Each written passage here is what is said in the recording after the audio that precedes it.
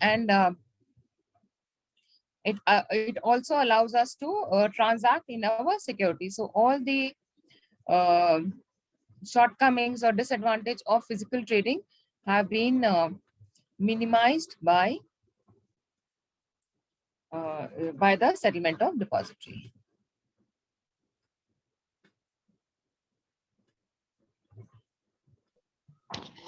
Hello, good morning, ma'am. Good morning, Siddharth. Hello. Let's Hello. see in the first. Yes. Good morning, ma'am.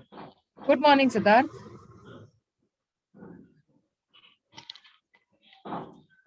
So I think we had seen the function of the clearinghouse. We had finished till here. So let us now look at the role of issuers and the registrar and transfer agent. So now, sir, so who are the issuers? Siddharth, who are the issuers? Ma'am, company. So what they do? Why they will be there in the depository? Why? How they will be concerned for the repository? Ma'am, what is your question, ma'am? I can't. My question is, what is the role of why issuers have a role in the depository operation? Ma'am, to reduce workload, ma'am. Reduce workload Of a company, ma'am. Ma'am, because depository work on the behalf of company. Depository works on behalf of the company for what? Ma'am, to hold security in the demat form, like So what is the role of the company? Stock, bond, mutual fund, interest. Correct. But what is the role of the issuers, or why issuers are concerned? Ma'am, first risk, ma'am, depository, ma'am. Answer do na. सीधे question का सीधा answer do. Why are you circumventing? Khushbu, you want to tell why issuers are involved, or why do issuers have interest in depository operations? Because the issuer wants to raise their capital. Yes, issuer is the one who has raised the capital and issued the security. Yes. So I've been telling you this, Siddharth, you'll have to learn how to answer the question. You know, when we are asking a simple question, the answer also should be simple. Don't circumvent. So for that, we need clarity. Why issuer is involved? Issuer is involved because issuer is the one who has raised the money, who has issued the security. Yeah. So it is not reducing any workload of the depository or anything of that sort. Issuer is the person who has issued the security and therefore issuer is the one who will have the records of the security. So issuer can do it on its own, or it can appoint registrar and transfer agents. So we have seen agents are people who work on behalf of others. So in depository operations, you can have either issuer coordinating with the depository directly for the issuance of the security, or coordinating through the registrar and transfer agents.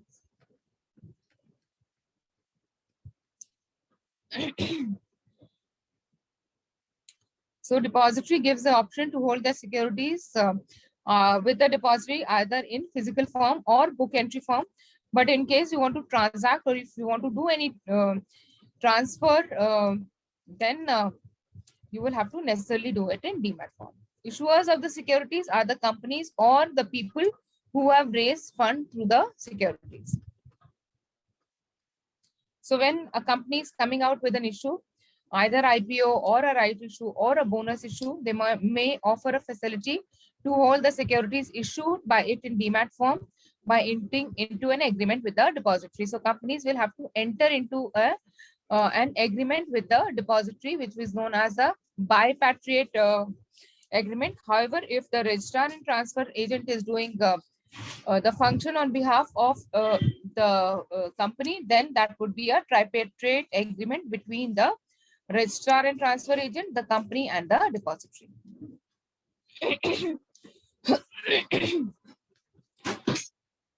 So the company can choose to either directly interact with the depository or registrar and transfer agent. So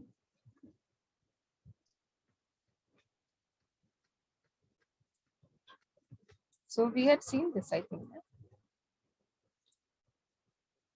So any kind of security can be held in demat form.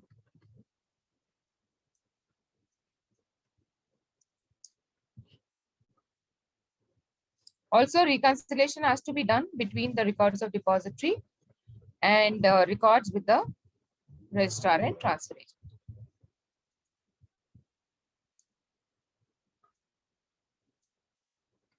I think ये देख लिया था ना हमने. Okay, so हाँ ये सब देख लिया था.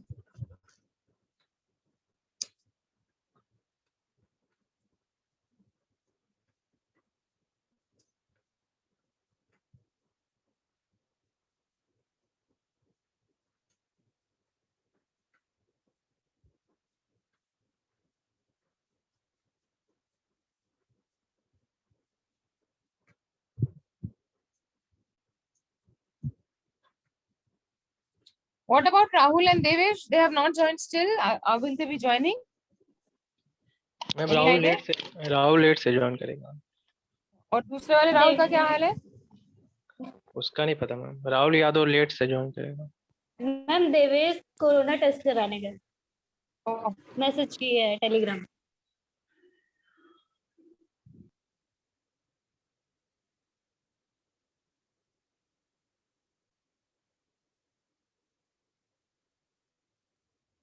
so as I think we have seen till here.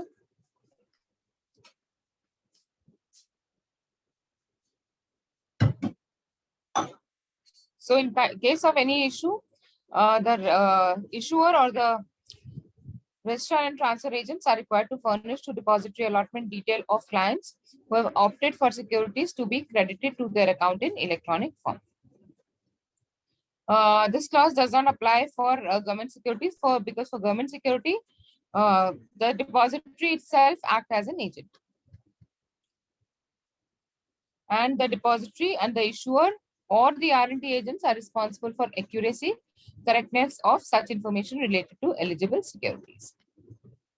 So we have seen that the depository enters into a tripartite agreement with the company and the registrar and transfer agent.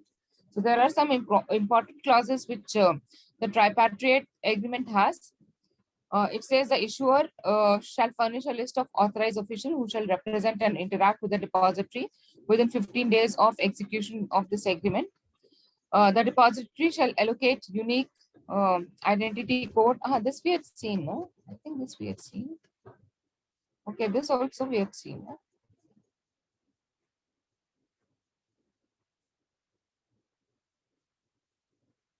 Yeah.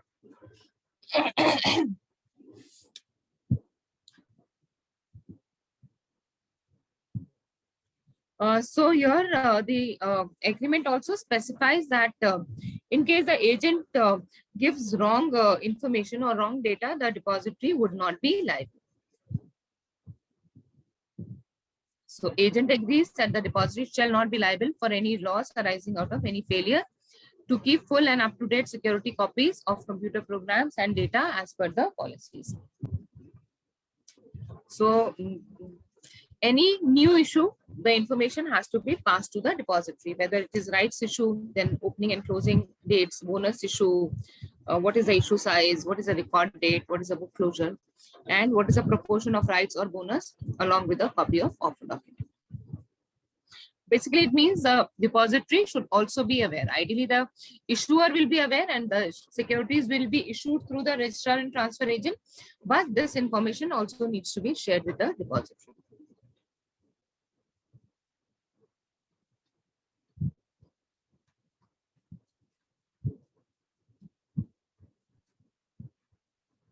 Also, all corporate actions, we have seen corporate actions are actions which by the corporates or by the issuer, which affect the shareholders or the investors, and the information about that also needs to be communicated to the relevant stock exchange where the security is listed. Also, the registrar undertakes dematerialization and rematerialization requests are processed within 15 and 30 days respectively.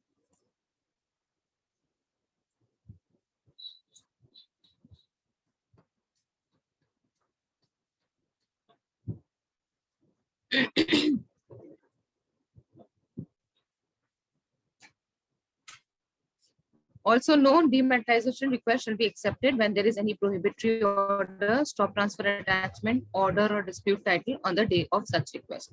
Because once the depository, once the securities are dematerialized, they will be fungible, and there will be no restriction on transferability. Therefore, in case there's some dispute about the ownership or about the genuineness of the security, they should not be dematerialized or any dispute.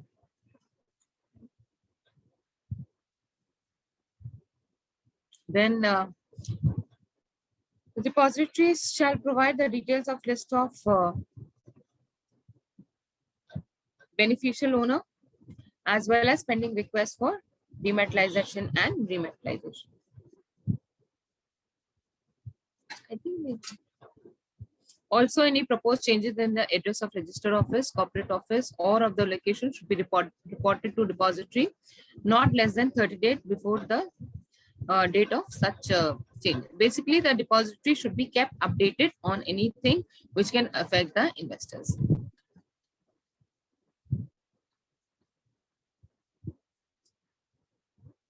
Also, the issuer shall not change, discontinue, or substitute its registrar and transfer agent until the alternative arrangements have been agreed to by the depository.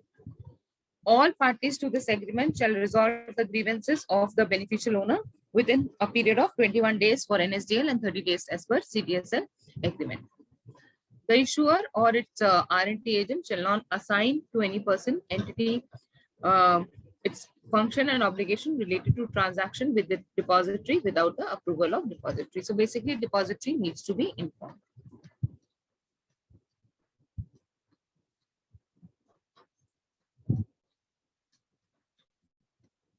So I hope all of you remember the difference between registered owner and beneficial owner. In the book of the company, in case the shares are dematerialized, the depository is the registered owner, and the depository will maintain the records of people who have their shares in demat form. So after the shares have been dematerialized, the issuer would not know who is the rightful owner. These details will be with the depository. In case of payment of any kind of benefit or in case of any corporate action, the issuer will ask the depository to share the list of beneficial owner for passing on such benefits.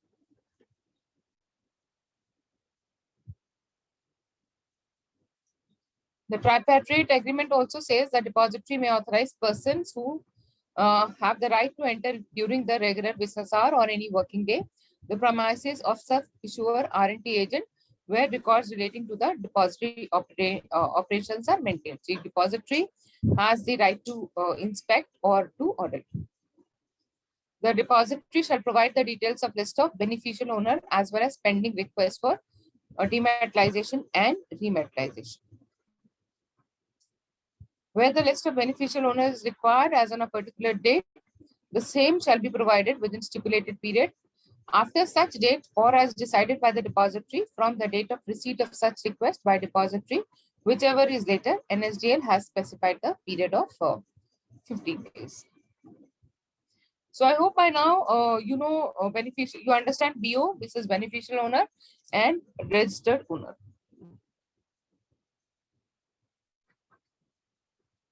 So actually, there is nothing to explain in this. It is only the terms and conditions which the registrar and the transfer agent and the issuer needs to follow while interacting with the depository.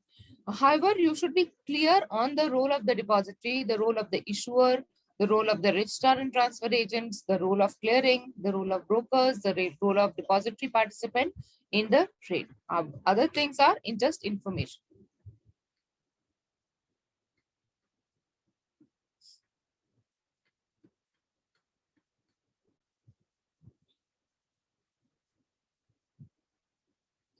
The depository also shall be in its discretion provide any other details that may be required by the issuer and its RNT agent from time to time on the payment of such charge as it may deem fit.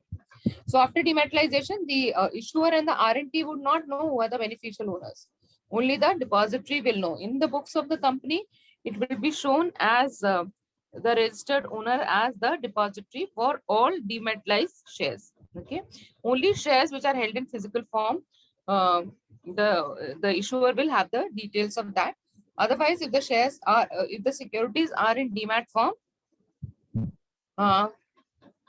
the registered owner with the issuer would be the depository. This we've seen the issuer or the RNT agent shall inform the depository of any proposed changes in the address of the registered office, corporate office, or of the location where equipment for communication with the depository is situated, not less than 30 days before the date of such change. The depository shall inform the issuer or its RNT agent of any proposed changes in the address of the registered office or corporate office not less than 30 days before the date of such change. So now we have seen dematerialization. Dematerialization is the process of converting your physical securities into electronic form. The reverse is also possible. It is known as rematerialization. So certain investors might not be very comfortable in maintaining their accounts or securities in electronic form. So they can choose to rematerialize their security. That means convert their holdings in the demat account into physical shares. However, they will not be able to trade these securities because trading in physical form is no longer allowed. So for this, the investor will have to give a request to the depository participant. The depository participant will forward the form to the registrar and transfer agent. Then he will check. The RRF stands for rematerialization request form. As DRF stands for dematerialization request form, RRF refers to rematerialization request form. Confirms to the depository electronic about the acceptance and dispatch the security. So here the registrar and transfer agent will have to convert it into physical security. Okay, so जैसे आप check देते हो, for example, you go to the bank and give a check, तो आपको physical cash मिल जाता है. Similarly, आप जब डीमैट का फॉर्म डालोगे तो आपका अकाउंट डेबिट हो जाएगा, डीमैट अकाउंट से डेबिट होके आपको फिजिकल सिक्योरिटीज मिल जाएंगी. So that is the process of dematerialisation. And because the securities are maintained with the depository in electronic form, you also have to inform the depository. So after validating, the RRF confirms to the depository electronically about acceptance and dispatch of security certificate arising of rematerialization request within a period of 30 days. Obviously, the account would be debited. The way it works exactly the same way as we do in a bank account. So demat would mean that you're going and depositing your physical cash into the account. So you will have to give away your physical cash and your account would be credited in electronic form. Similarly, in dematerialization, you will submit your request along with your physical share certificate, and the physical certificates would be destroyed and your account would be credited. Okay, so that is similar to cash deposit. And the way we have to fill in the cash deposit slip while depositing cash, we have to fill in the demat request form for giving a request for dematerialization. Also, rematerialization is like withdrawing cash from your account. So your account is debited and that physical cash is delivered to you. Similarly, in rematerialization, your demat account would be debited and physical certificates will be given to you.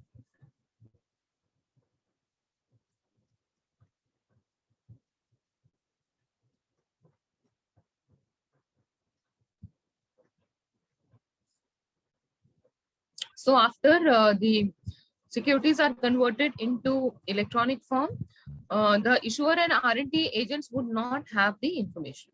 Okay, they will only have if they are held in physical form.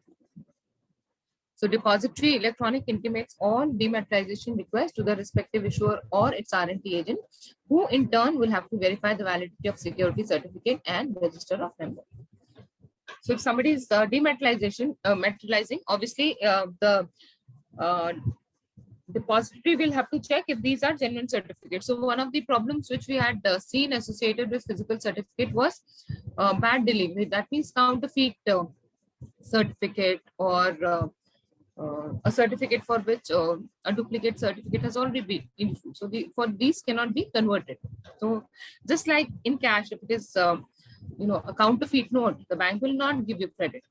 Okay? So the genuinity of the certificate and the security has to be confirmed with the registrar and transfer agent before the depository credits the account of the investor. The issuer or its RNT agent intimates the depository and authorize an electronic credit for the security in favor of the client. If everything is perfect, then the depository will make the credit entries in the account of the client concerned. If issuer or its RNT agent reject any rematerialization request, it has to electronically intimate the depository regarding such rejection. Okay. अच्छा, तो demat शुरू कहाँ से हुआ? ये कहाँ पे where will the customer give his dematerialization or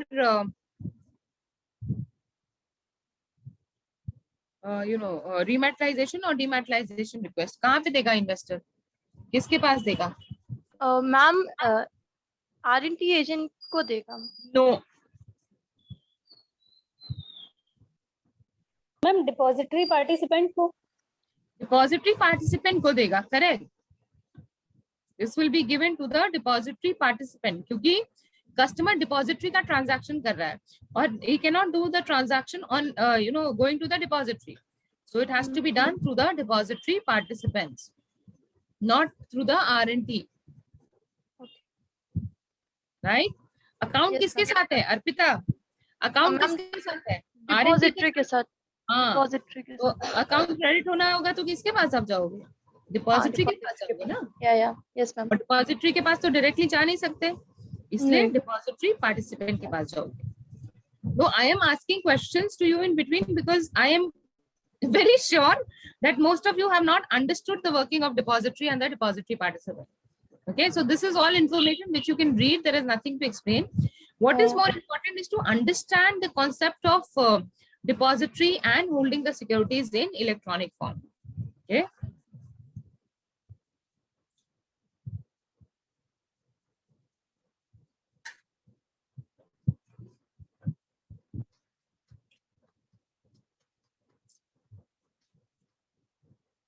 Also, the issuer will have to inform the depository about any kind of corporate action. So it can be interest payment, it can be conversion date. What conversion? What will be converted into what? Which security would the conversion be relevant to? Anyone? Ma'am, are we talking about dematerialization and rematerialization? No. Conversion date in corporate action. We are talking about corporate action and conversion date. Okay. What can corporate convert into what?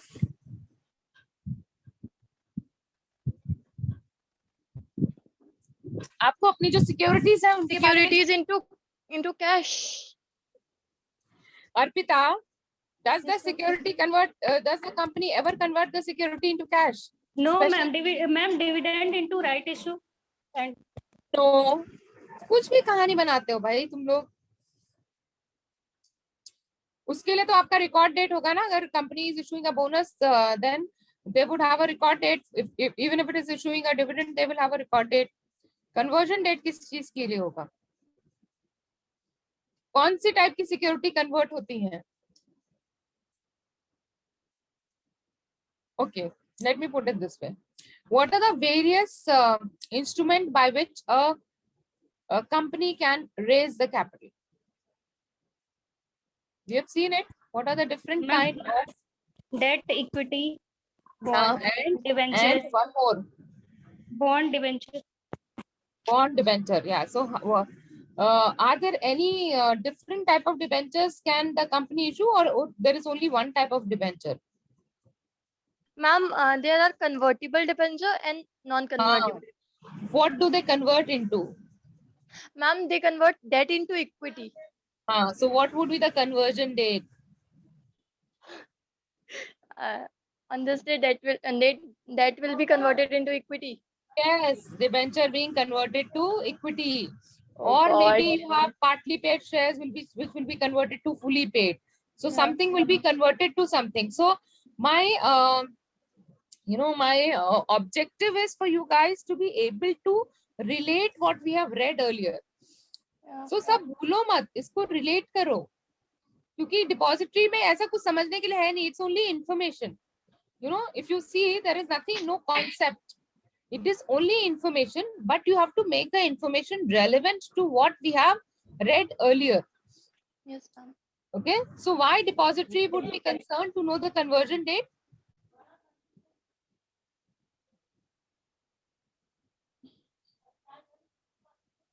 Why the depository would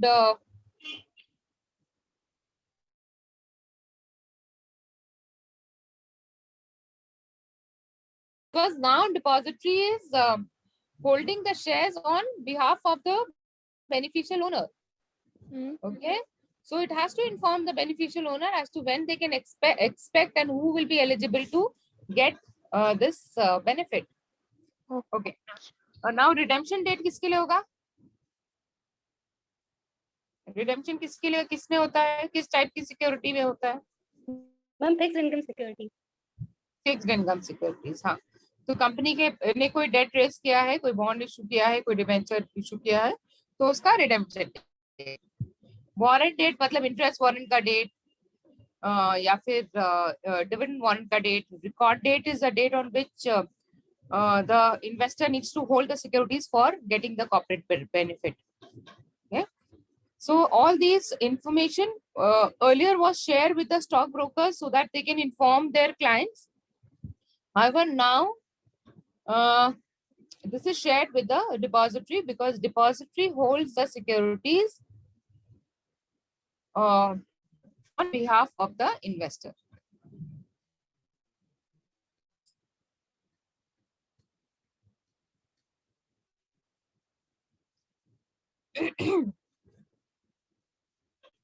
Issuer and RNT agent may, if the benefits are in form of security, distribute such benefits to the clients through the depositories. Now, what kind of benefits are in form of securities?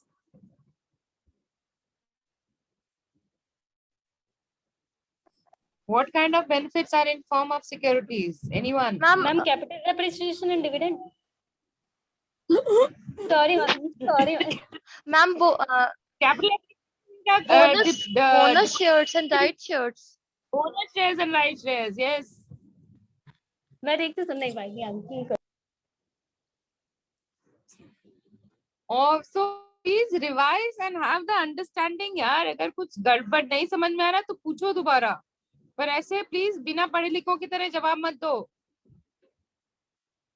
मेरा यही problem था आपके most of आपका जो mock interview हुआ था, अभी भी आप लोग बिना पढ़े लिखों की तरह जवाब दे रहे हो. We have seen all of this ना. This is nothing new. This is already seen, and you should be aware of this by now. Okay, so benefits are corporate benefits. Corporate benefits, capital appreciation तो होता नहीं है, dividend हो सकता है, but capital appreciation is market linked, no? So we have, this is again a suggestion. We have read a lot of terminology. We have learned a lot of things, but when a question is being asked to you, please, reply the relevant information. Just because you know a lot of words, don't use it everywhere. Anyways, okay, the R&D agent also distributes dividend interest or other monetary benefits directly to the eligible beneficial owner on basis of the list provided by the depository. So that is what I told you. So now in the books of the issuer or the registrar and transfer agent, The registered owner would be the depository for all the dematerialized shares. So to know who is eligible, the R&D would have to ask this detail from the depository. So depository on the record date would download the details of all the beneficial owner and send it to the R&D for making payment of the corporate benefit. And then in split of shares, consolidation of shares, merger, bonus, corporate is known as automatic corporate action. So here they'll have to inform the depository, and based on the information from the R&D, the depository would make the relevant changes. Now let us look at the function of depository participant. And depository participants, as we have understood, is the agent of the depository and helps the depository in maintaining the beneficial holders detail.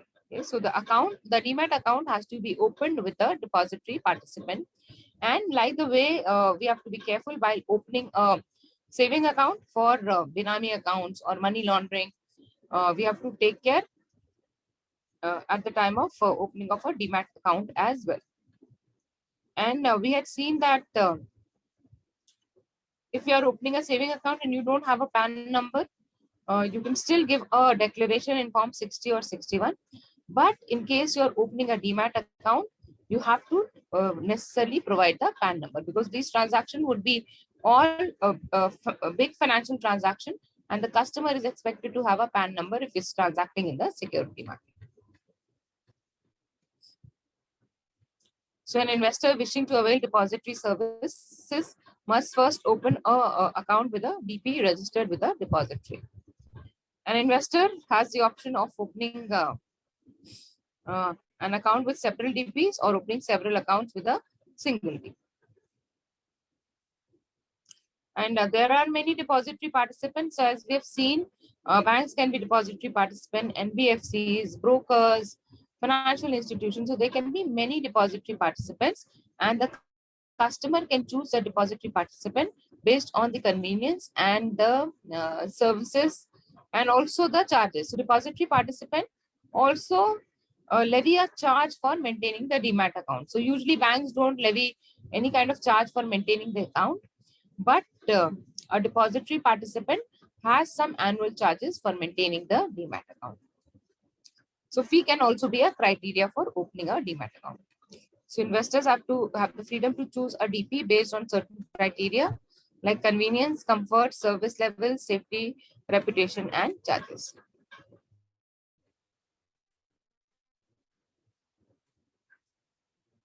So again, it's contractual relationship. So the way a customer has to agree with the terms and condition of the bank. Similarly, when a investor is opening an account with a demat with a depository participant, he has to agree with the bylaws of the depository in which the DP is registered. So investor, while opening an account, has to enter into an agreement with the DP. The form and contents of the agreements are specified in the bylaws of the depository in which DP is registered. So beneficial accounts we have understood is the account of investor who holds the security in his name. So beneficial owner account is the account opened by investor to hold their securities in dematerialized form with the depository. The beneficiary account can be in the name of individual, corporate, karta of HUF, minor, bank, financial institution, registered trust, etc. So basically, the way we had seen different type of customers in a bank for opening a bank account, similarly, you can have a different kind of customers opening account with the demat.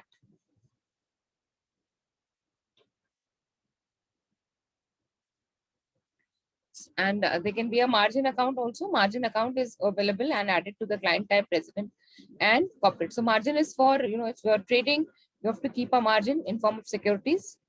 So those accounts will have the margin account. This will enable clearing member to open beneficiary owner accounts to hold securities for their client margin purpose.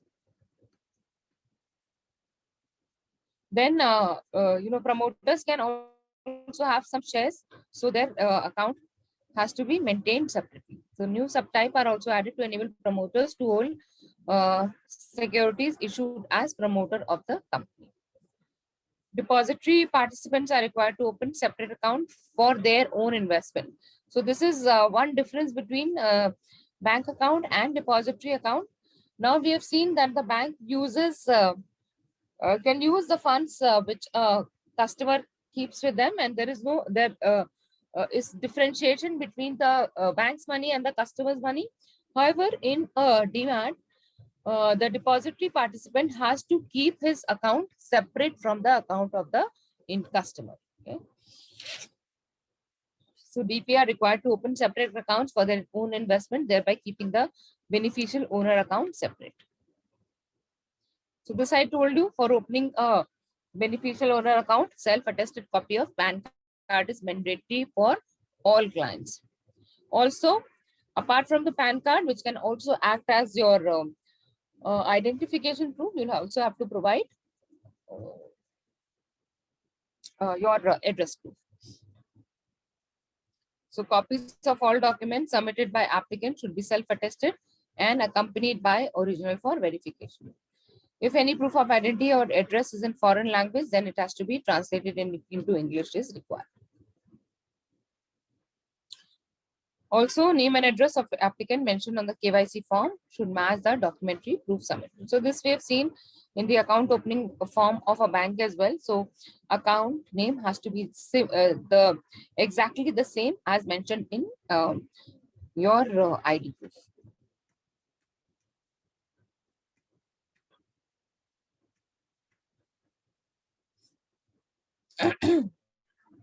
However, if the customer has not given up a PAN card but has a PAN number, that can be verified from the tax website. Okay?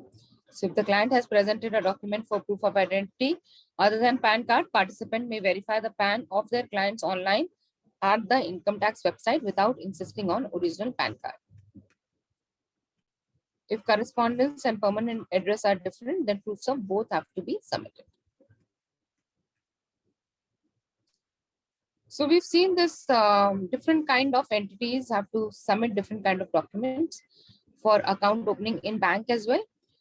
So in case you have a sole proprietor, then he has to make the application in individual name and capacity. We have seen this at the time of bank account. Sole proprietor is not distinct from his business, and his identification proof or his documents can also be used for opening account. So same is the case in demat. Sole proprietor must make an application in his individual name and capacity. Good morning ma'am. Good morning Rahul, all well? क्या हो गया ma'am? वो mummy को दवा दिलवाना था, इसीलिए late हो गया थोड़ा। कोरोना है उनको भी क्या? नहीं मैम, टाइफाइड था तो ठीक हो गई हैं, तो वही दवा फिर लेना था दिखा के। राहुल यादव, उसका राहुल कुमार का कुछ पता चला? मैम उधर ही बात हुई थी मेरी उससे, तो बता रहा था अभिषेक सर से मेरी बात हो गई है, बोले क्लास मेरा बात हो।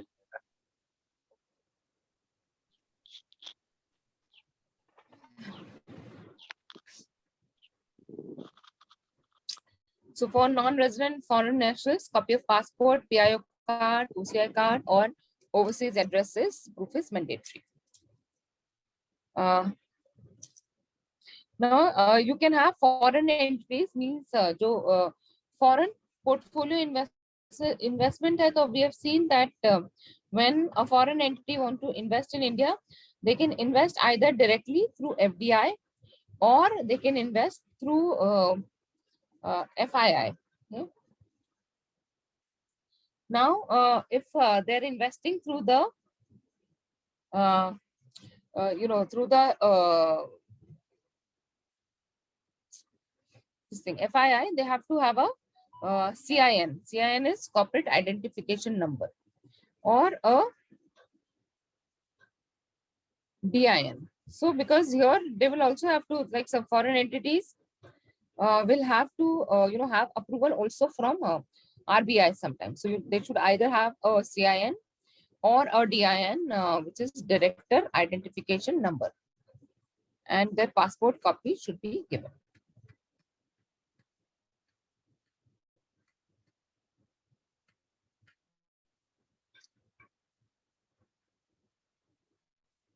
So some documents are required for different kind of customers. So for example, you have Merchant Navy is an NRI, then declaration or certified copy of continuous discharge certificate has to be submitted.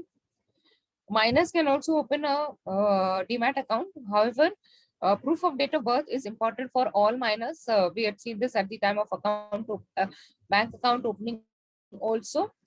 So here again for demat account, you will need a proof for date of birth. Okay, so which can be a school leaving certificate, mark sheet, anything which tells the birth certificate, birth date of the minor.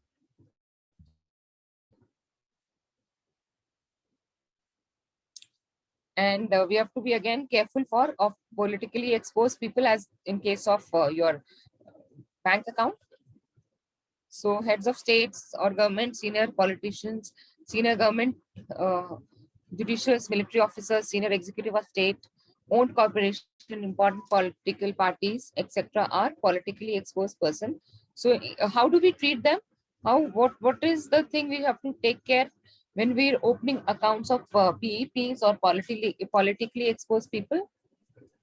Ma'am, we have Ma'am. to do EDD, enhancement due diligence, before opening Yes, so we have the to do an enhanced due diligence. Correct. So we have to be extra careful while opening the accounts of politically exposed people. And these documents have to be attested. Now, however, financial institutions have started accepting self-attested documents as well. However, if it is an NRI, so we will have to get it certified from the embassy. So these are people who can attest. However, I think this requirement, except for NRI, had been relaxed a little. You can self-attest your documents. However, in case of NRI, authorized officials of overseas banks of scheduled commercial bank registered in India, notary public, court magistrate, judge, Indian embassy, consulate general in the country where the client resides are permitted to attest the documents.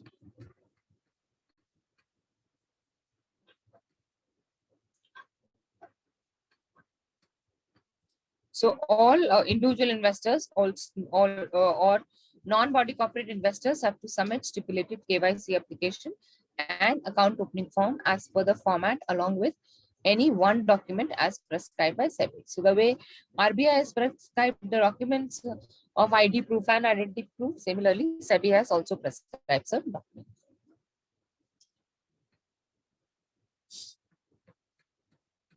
So proof of identity can be passport, similar to what we had seen while account opening of a bank. So passport, voter ID, driving license, Aadhaar card, PAN card with photograph. So any document issued with a photograph by any of the competent authority, which can be state or central government, which can be statutory, regulatory or regulatory authorities, which can be public sector undertaking, which can be commercial banks or public institution or college affiliated to university. And this is valid only till the applicant is a student. Then along with the proof of identity, you have to also give a proof of address, which can again be a latest document. Now, any kind of utility bill not more than 3 months old, or telephone bill, electricity bill, or gas bill, or bank account statement or passbook. So similar to the documents which we need for opening of a bank account.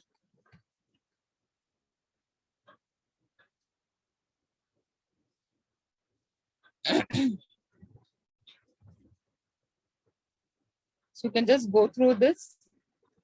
So these are documents which are can be taken as proof of address.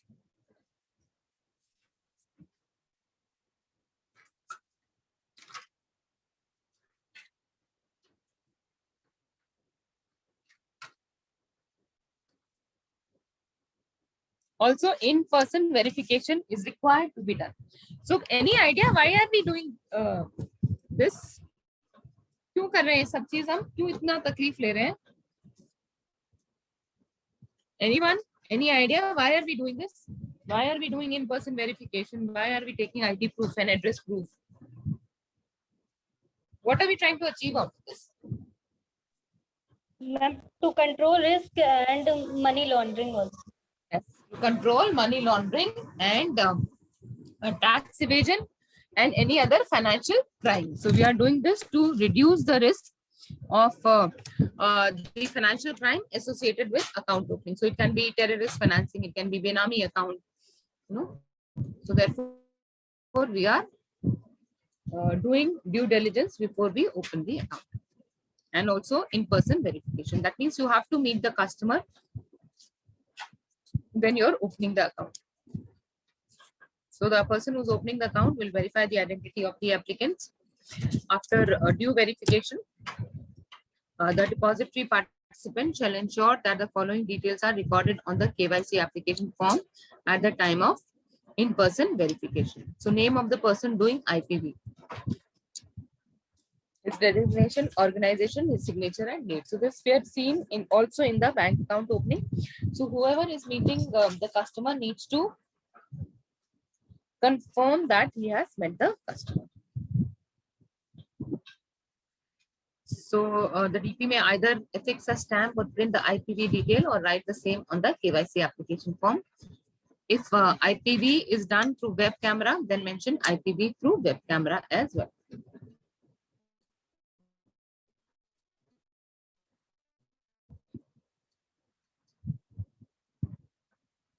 So it is mandatory for all DPs to carry out in-person verification of their clients. And also record the place where IPV details are to be recorded on the KYC application form. So where you met, attachment of separate sheet of KYC application form or affixing stickers on KYC application form for recording IPV detail, which will not be permitted.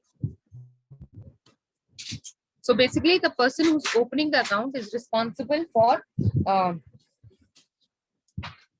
in-person verification of the customer to ensure that there is no kind of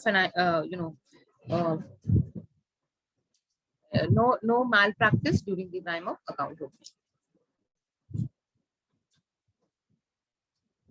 Now, obviously, your corporate customers will have different kind of KYC. So if you remember, even at the time of account opening of a bank, the corporate customer would need the memorandum and articles of association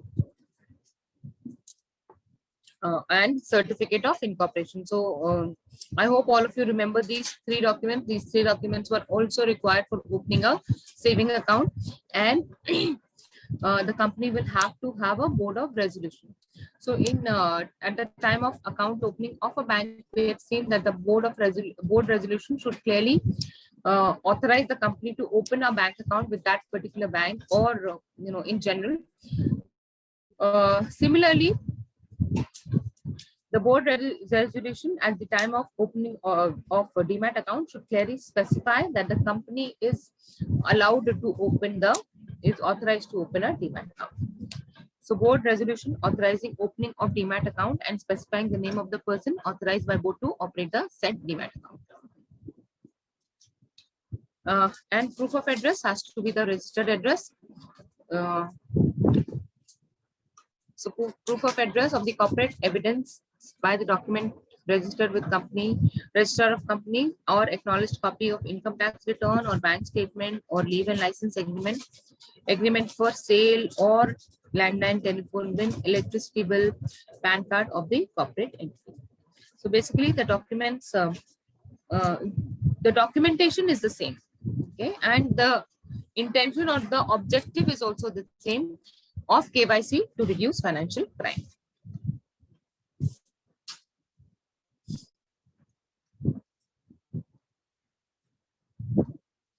And for corporate client, the copy of balance sheet for the last 2 financial year has to be submitted every year. Also, specimen signature of authorized signatories along with photographs duly verified by managing director or company secretary needs to be submitted.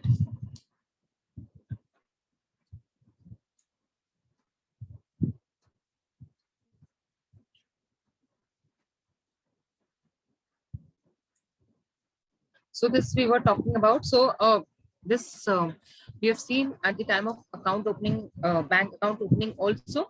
So when you're opening an account for a corporate entity, you have to do 2 KYC.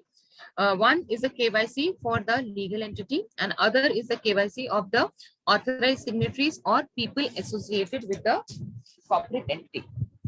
So here you will also take photographs, power of attorney, PAN number, and director identification number of full-time directors, 2 directors in charge of day-to-day operation.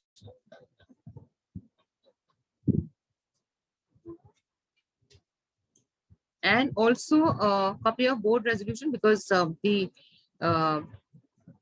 decision for the companies are taken by the board of directors. So they should have clearly specified that the company can invest in, can open a demat account and invest in security market. Okay, so you'll need all these documents for directors as well. So proof of address, proof of identity, PAN card, copy of latest shareholding pattern, including list of all those holding companies in terms of SEBI takeover regulation, duly certified by the company secretary.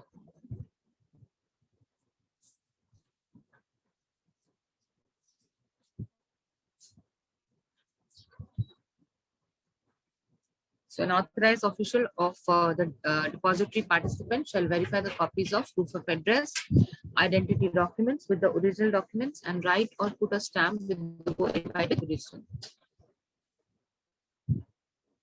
on the document submitted by the client while exercising due diligence. So this we have seen in the account opening also. The copies have to be verified with the originals.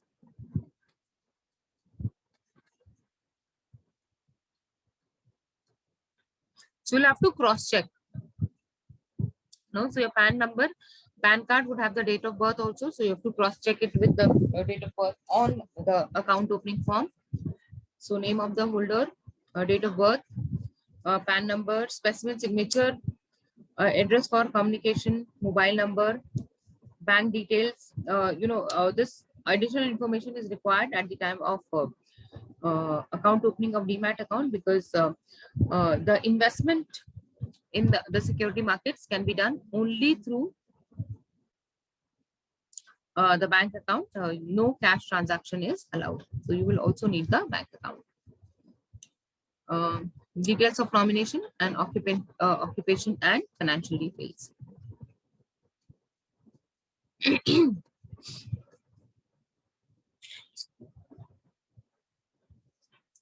And there can be several type of client types in the depository system, and different codes are allotted to them. However, both the depository, NSDL and CDSL codes may not have exactly the same codes. So they will have separate codes for resident individuals, separate for financial institutions, or for foreign institutional investors.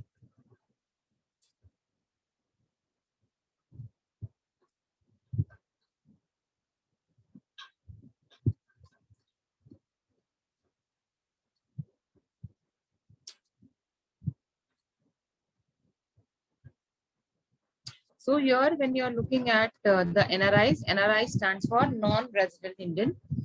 Now, their requirement would be different, because they are not in India, and in certain cases, the investment they make, they can take it abroad. That means they can repatriate it abroad. However, in certain cases, they might not be able to do it. So you'll have to be cautious about whether this account is repatriable. Repatriable means they can take this the profits and the principal abroad, whereas there are certain kind of incomes, usually the Indian domestic income. So the income which the NRI makes in India. So for example, the NRI has a real estate which is on rent. Okay, now this is an Indian income, and obviously he cannot take it abroad. Okay, so you have to be aware as to what kind of a transaction is doing, whether it is repatriable or non-repatriable. Okay, mutual funds, as we know, hold the securities on behalf of the investors, so their the requirement would be different. Clearing member is required to do the clearing, or actually he is settling the trade on somebody else's behalf, so his account is different. So you have to be aware of the customer type before opening the account.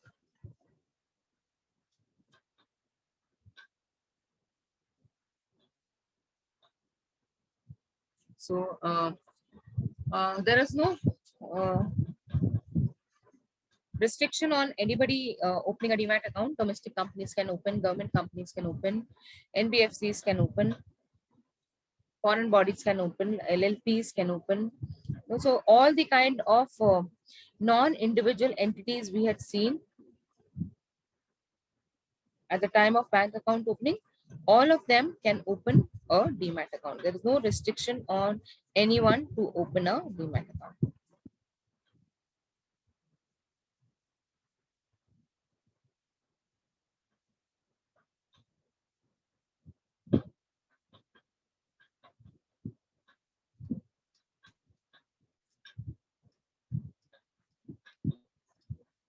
So this we have seen, like a bank account, the customer has to agree with the terms and condition of the bank. Similarly, if he's opening a demat account, he has to enter into the agreement with the depository participant.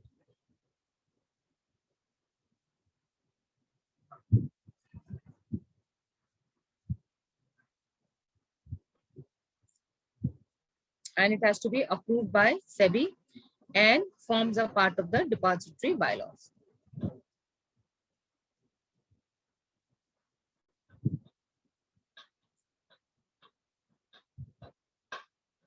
So this agreement has to be made on non-judicial stamp paper of appropriate denomination and should be signed by all joint holders in case of joint holding, DP itself or through an authorized signatory. So both the depository participant.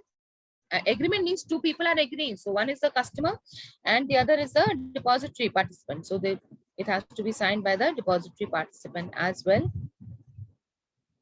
Then in case single holder, then single sole holder, joint holders in case of joint holding, and in case the customer has appointed a power of attorney, then constitute attorney in case of corporate or registered attorney.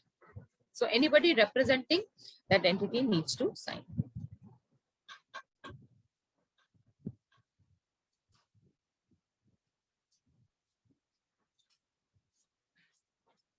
So in NSDL, subsequent to opening of a depository account, certain information like the client master report and the scanned copy of duly signed DP client agreement along with charge structure is provided to the client at the email address recorded in the DP system. So we've seen that depository charge a certain fees and that has to be informed in writing to the client.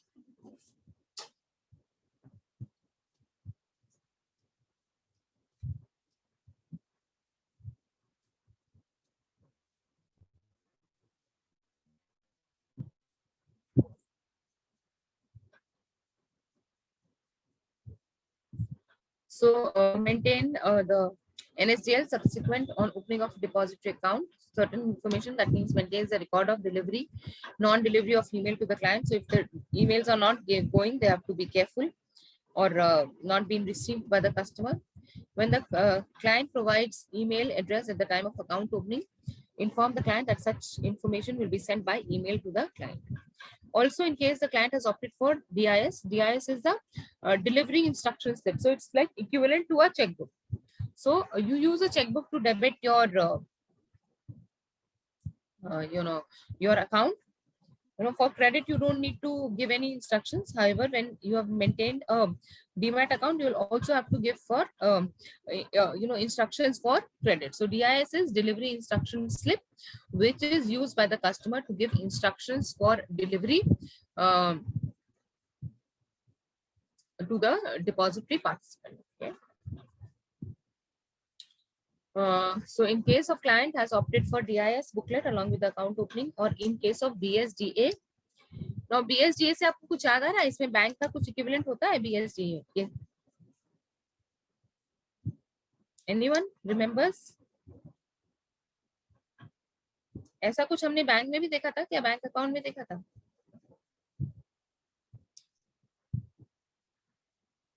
So BSDA stands for Basic Service Demat Account. It is equivalent to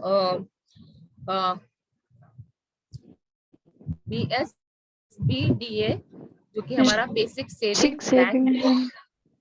किस लिए होता है? Why do you have it? Why do you have a basic saving bank deposit account?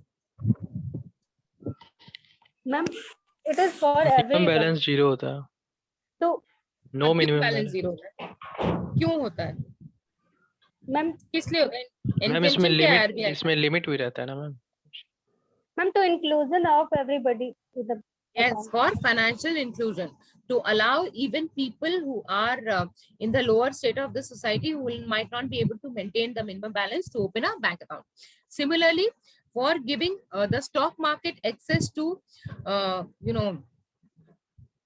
to everyone, SEBI introduced BSDA or Basic Service Demat Account. The idea is to reduce the burden of Demat charges. So we have seen that the depository participant charges Demat charges or Demat fee on the investor's account. However, here it will be reduced Demat charges if the total investment is up to 2 lakhs. Okay. So this is for inclusion of more people into the security market.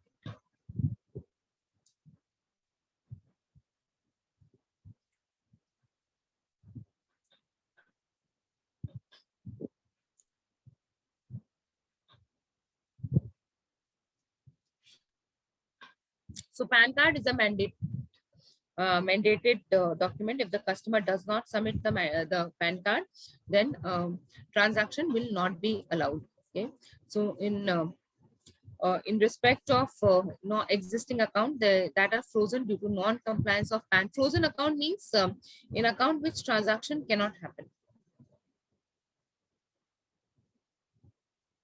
Okay. So sometimes the DP would freeze the account, that means not allow any transaction if the PAN card is not given.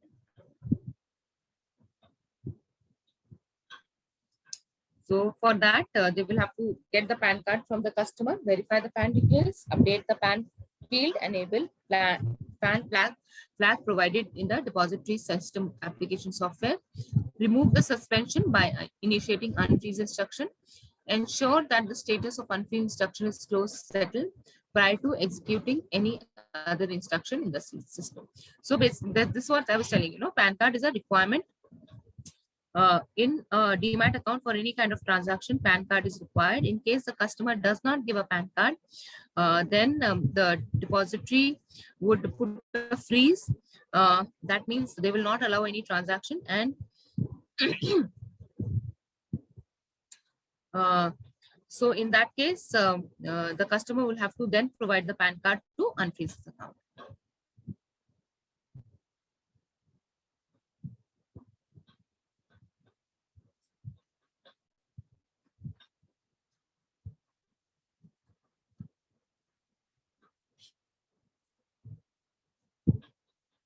Also, proof of address of FIIs. FIIs क्या है? Ma'am, What are FIIs? foreign institutional investors.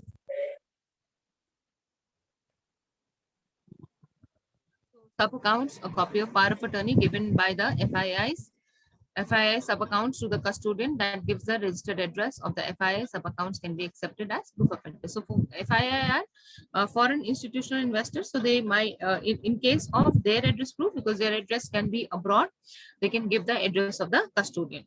Who are the custodians? Their representative. So account opened to be opened under category of NRI, FII in respect of clients not residing in India. The depository participant can accept the photocopy of the PAN card of NRI and foreign national citizen.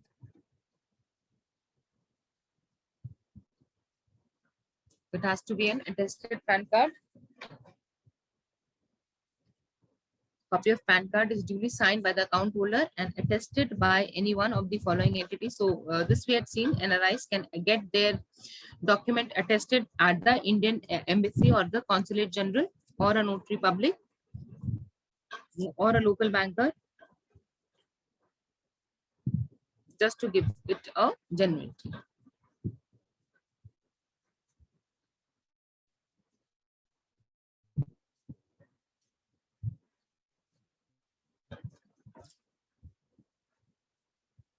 So in case of HUF or Association of People, Partnership Firm, Unregistered Trust, the BO beneficial account would be in the name of natural persons.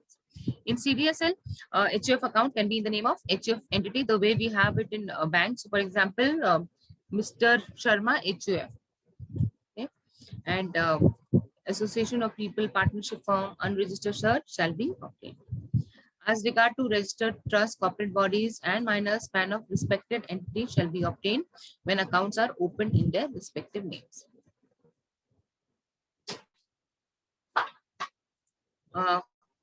In case there is a difference in maiden name and current name of the investor, depository participant can collect the PAN card proof as submitted by the account holder. So this is when, you know, a woman gets married, she changes her name, her surname changes. So what is the proof of her name that can be obtained from any earlier document?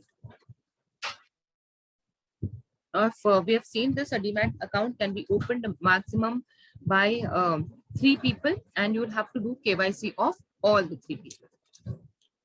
So the account opening module presently provides only up to 3 names, 3 joint names. All the joint holders have to sign the application form and the agreement. The supporting documents and photographs should also be provided for all joint holders. Communication about the joint depository account are provided only to the first holder. The dividend and the interest warrants would be provided in the name of the first holder. The reports and notices for meetings are also issued in the name of the first joint holder. HUF, as we have seen, the Karta is responsible for the operations. So in case of HUF, shares can be held in the name of existing Karta on behalf of the HUF. HUF demat account can be opened in the name of existing Karta, but not in the name of deceased Karta and HUF entity. So a depository account of an HUF can be opened only in the name of Karta in case of NSDL and HUF entity in case of CDSL. So CDSL में आप HUF के नाम पे account खोल सकते हैं, but NSDL में you have to necessarily open in the name of the Karta. PAN card and bank account proof of HUF should be obtained. So this we have seen at the time of account opening as well. HUF has its own individual PAN card and which should be obtained. HUF account cannot be opened with joint holder. It has to be opened in the name of the HUF or in the name of Karta, as in case of NSDL.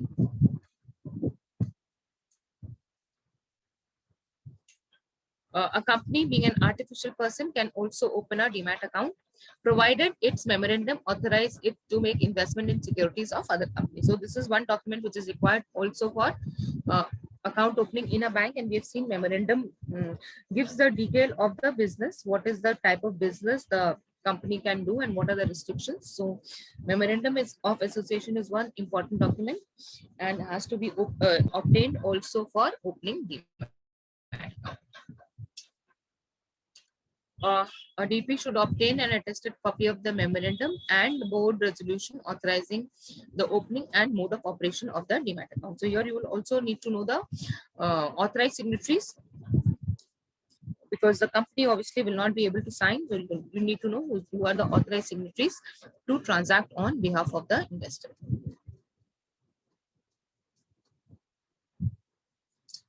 Like your saving account, the minor can hold the share through his guardian.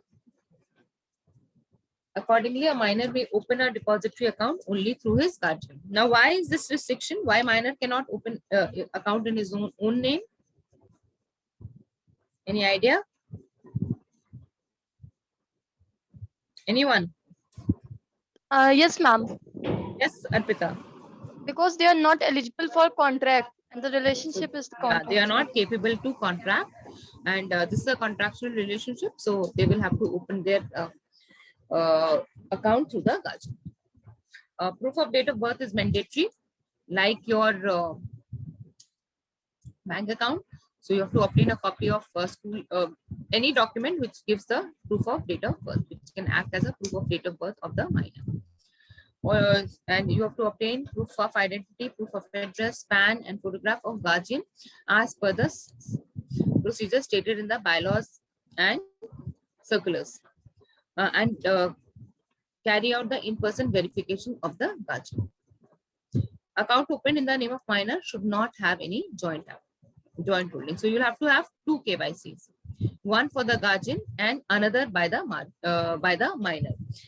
However, both will be signed by the guardian because the minor is not capable to contract.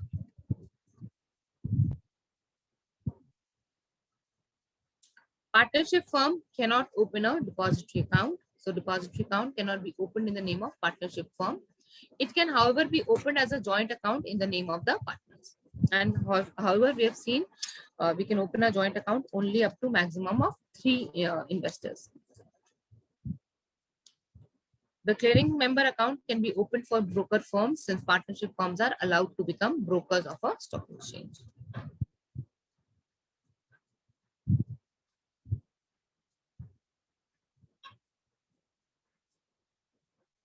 So copy of balance sheet for the last 2 financial years is required. Certificate of registration, copy of partnership deed. These are all documents, also documents required for opening the bank account. Authorized signatory list with specimen signatures and photograph, proof of identity, proof of address, PAN of partners. So similar to your bank account opening, where you need to do the KYC of the legal entity along with the KYC of the people involved. So you will do the KYC of the partnership firm with the copy of partnership deed and certificate of registration, and you will do the KYC of the partners by obtaining a proof of address and proof of identity for the partners.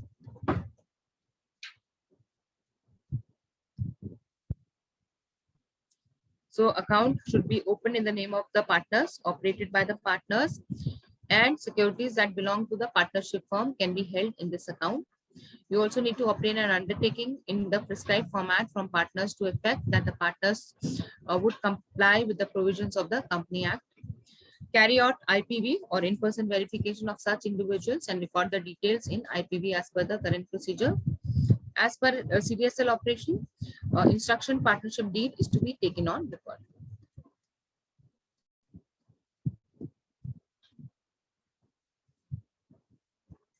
So we have seen all partners, if it is a joint account, all partners need to sign. If it is sole holder, then okay, single holder signed by sole holder in case of single holding, all joint holders in case of joint holding. Authorized signatory needs to sign in case of corporate account, and the form needs to sign by the guardian in case of a minor account. And also, if it is NRI, the form needs to be signed.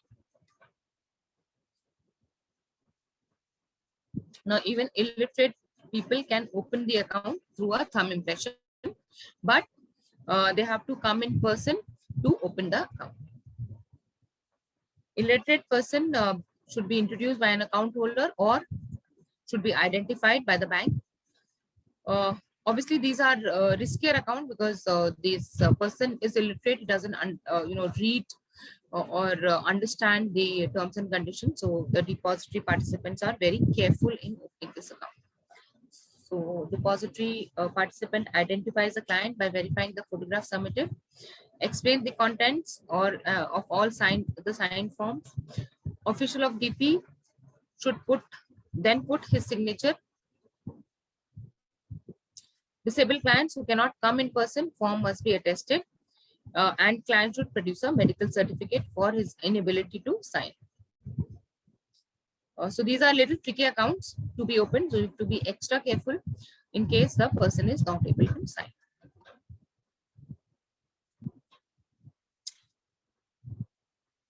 After completing the KYC, the DP has to enter the information on the application form into the depository participant system. The system generates a client account number. So the way you identify account numbers in banks, similarly, your DP account number will help you identify the account number. The DP should provide a copy of the account opening confirmation report to the client for his reference and verification. So in case of CDSL, the account number has two parts, 8-digit identification number for DP and 8-digit for client account number. So by the account number, you can verify the DP and also the customer. Even in NSDL, you have so 8 plus 8 is 16, and NSDL is also 16-digit number where 8-digit indicate DP ID and the last 8-digit give the client ID. So both accounts either open in CSDL or CDSL or NSDL will have the DP ID to know with whom he's opened the account, which depository participant the customer has opened the account, and 8-digit number to identify the customer himself. Now, here there has to be some standing instructions given. So we have seen standing instruction in case of banks also. Standing instructions are instructions which stand good for a long period of time. So every time I do not have to give the instruction. Okay. So usually this is given while buying the security. So as per the procedure, in case you are buying the security, you have to give an instructions to the depository participant to credit that securities to your account. So which is very cumbersome. So you keep just give him a standing instruction that whenever securities come to my account, please accept. Okay. So so for example, in a bank, the bank, credit is no problem. Credit can come without any kind of instruction, but for debit, you have to give instructions. However, in depository, you have to give instruction both for debit and credit. So usually people keep, give a standing instruction for credit saying that whenever any security comes to my account, just simply credit. I might not come to give you a separate instruction. So no debit or credit can be given in the account of the beneficial owner without a due authorization from such beneficial owner. So client gives standing instruction to the depository participant at the time of opening the account itself for receiving security to the credit of their account without any further instructions for them. So debit, obviously, they would want to give the instruction as and when required, but for credit, they just give a standing instruction. That means if any security comes to the credit of my account, please credit it.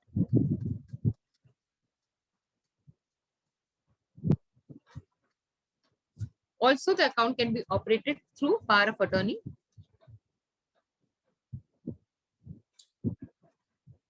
So DP to verify whether the power of attorney is adequate and sufficiently authorized power of attorney. Power of attorney does not have the sole authority to operate the account.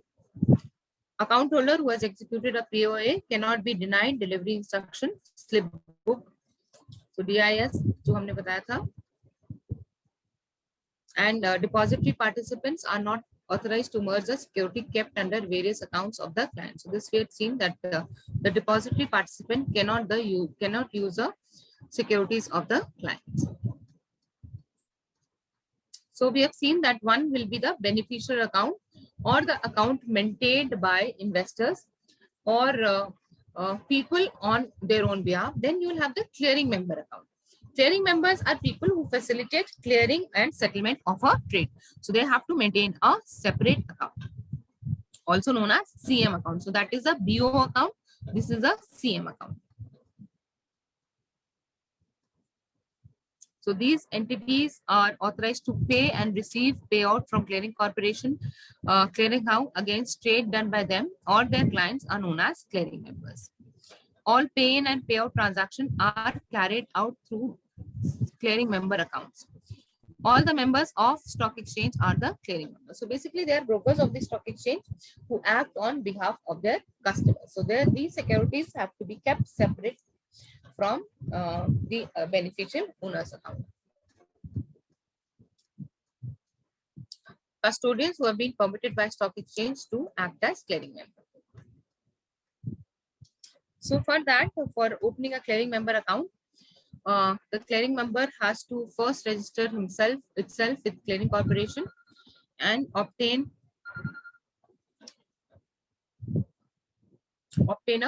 a clearing member identification number.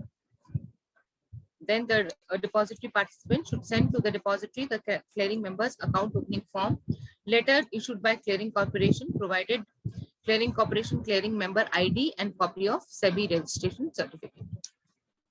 Based on clearing member business partner ID so allocated, the account is then activated by DP and client ID is generated. The date of opening of account in depository participant system to the depository is electronically communicated. Clearing member accounts with CDSL shall be opened by a DP just like any other demat account after the formalities mentioned in the CDSL DP operating instructions are fulfilled.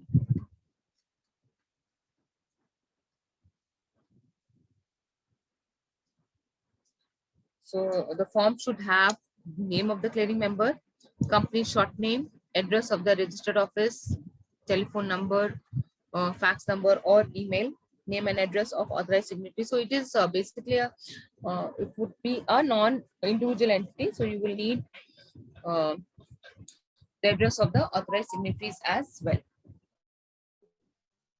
It is telephone number, status code, sub-status code.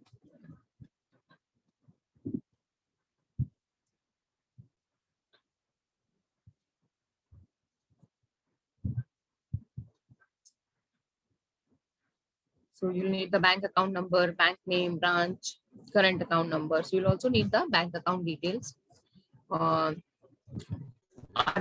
reference number, RBI approval date as a clearing member, PAN number or GII number, but GII number usually hota hai, PAN number, signature of authorized signatories.